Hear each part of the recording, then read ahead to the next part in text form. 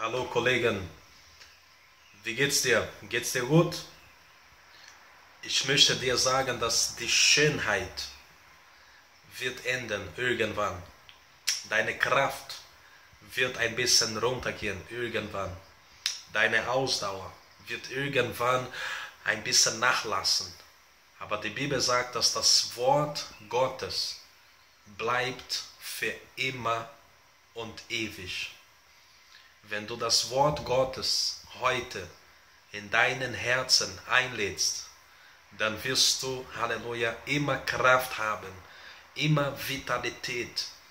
Und du wirst am Ende von diesem Leben sogar bei Gott sein. Das kannst du machen, wenn du deinen Herzen öffnest für Jesus. Er ist gestorben für dich. Und wie gesagt, alles endet. Vielleicht hattest du einen Unfall und du siehst, jetzt bist du begrenzt. Dein Arm ist nicht mehr dieser Arm, dieser starke Arm, deine Beine.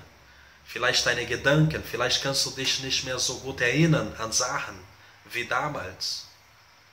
Aber wenn du dich von Gott leiten lässt, er wird immer eine Überraschung haben für dich. Eine Überraschung, Bruder.